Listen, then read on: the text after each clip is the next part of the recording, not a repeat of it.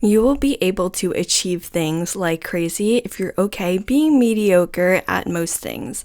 I just made a LinkedIn post about how I've achieved great things in college, and I'm going to read it out to you guys.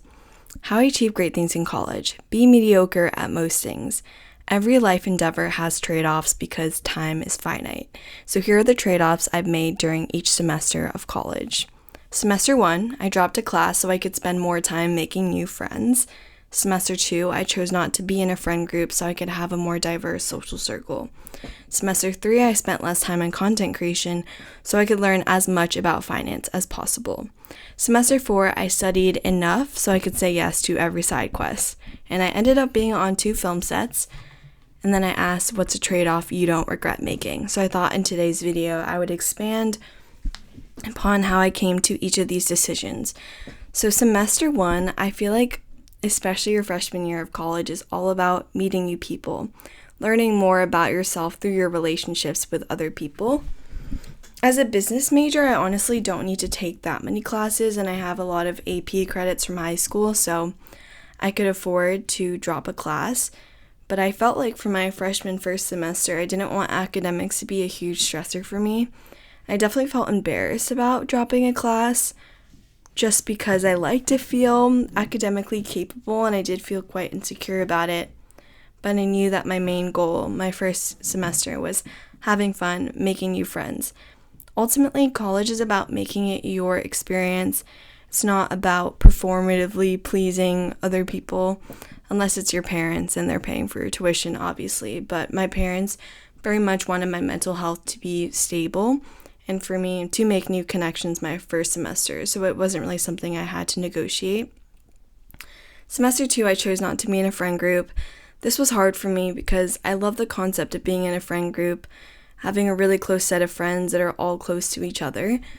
And I had so much fun spending time with my closest friends, but over time I just started to feel really disconnected from people that were outside of my immediate circle, but I was still close to.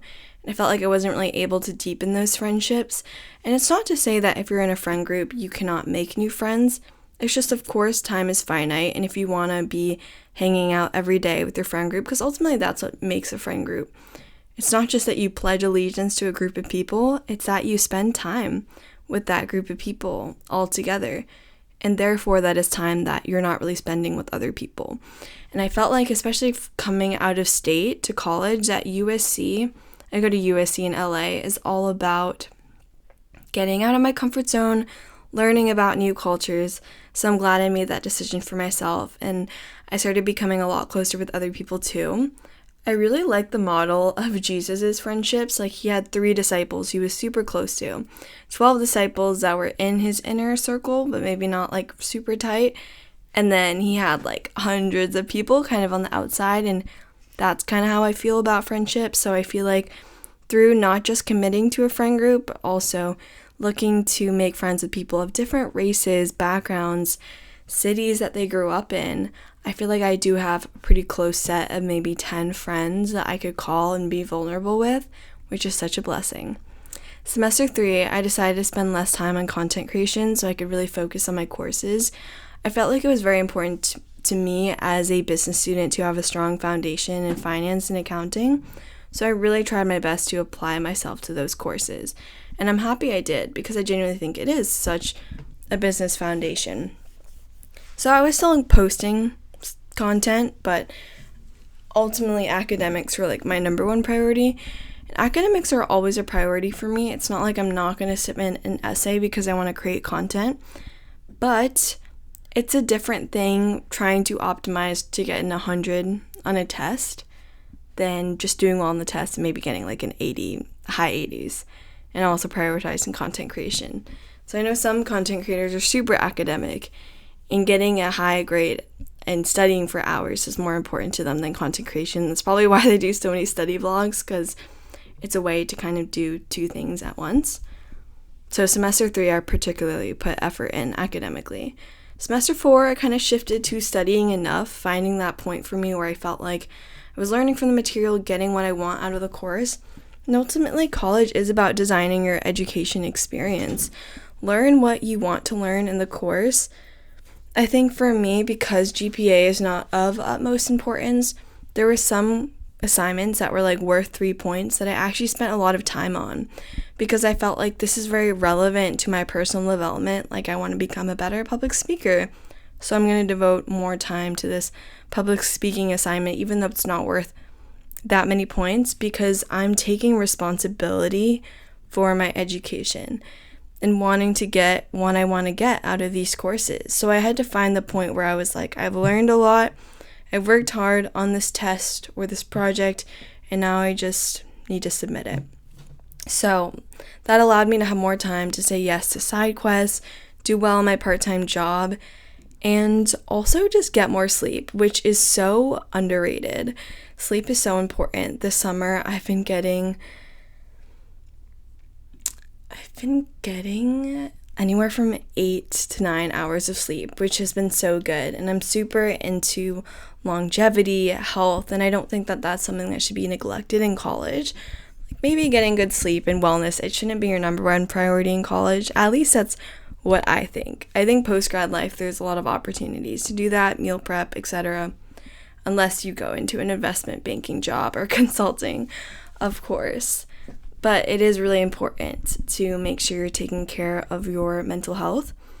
To be transparent, I feel like my winter break was kind of fake, and I didn't really get that rejuvenating process because I think this was a stress response, but later in my fall semester, as finals were approaching, I got really sick. So I didn't take any of my finals that semester, and instead it got delayed to the beginning of the next semester. So therefore, I studied a lot during winter break. So I think that was slightly stressful. I also went to school earlier because I did rush for Greek life. That was also required a lot of energy, walking, being out in the cold sometimes, and it was a very emotionally taxing process too.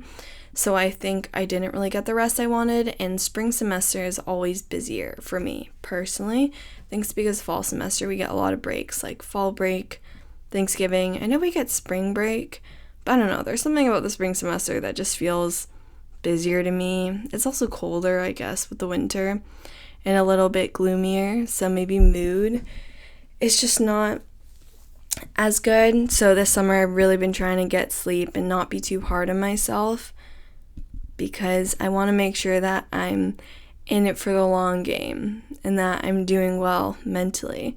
And I'm starting to reflect on what will my trade-off be for next year. I think next year I really want to college max.